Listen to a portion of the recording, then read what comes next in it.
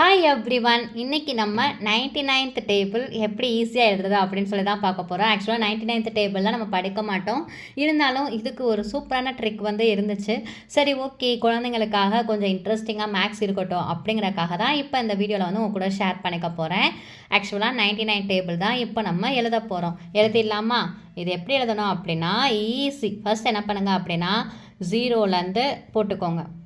1 2 3 4 5 6 7 8 and 9 எழுதியாச்சா?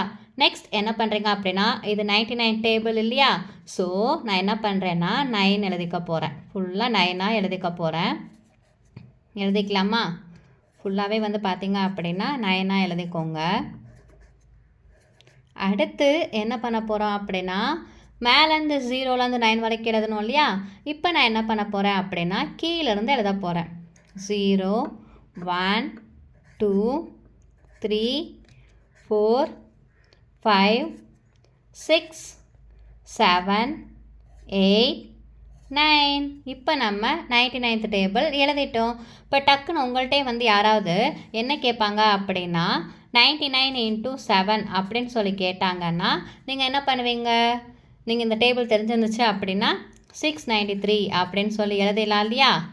So டக்குன்னு நம்ம எழுதிட முடியும் இல்லையா? 99 into 7 693. ஓகே, ஈஸியாக வந்துட்டு நம்ம 99 டேபிள் வந்து படிச்சிட்டோம். இந்த வீடியோ உங்களுக்கு யூஸ்ஃபுல்லாக இருந்துச்சா, இன்ட்ரெஸ்டிங்காக இருக்கா அப்படின்னு சொல்லி மறக்காமல் கமெண்ட் செக்ஷனில் கமெண்ட் பண்ணுங்கள். நீங்கள் இன்னும் நம்ம சேனல் சப்ஸ்கிரைப் பண்ணலாம், சப்ஸ்கிரைப் பண்ணிக்கோங்க. வீடியோ பிடிச்சிருந்துச்சுன்னா லைக் பண்ணிக்கோங்க. உங்கள் ஃப்ரெண்ட்ஸ் அண்ட் ஃபேமிலி மெம்பர்ஸ்க்கும் நம்மளோட வீடியோவை ஷேர் பண்ணுங்கள். தேங்க்யூ. நெக்ஸ்ட் வீடியோவில் பார்க்கலாம்.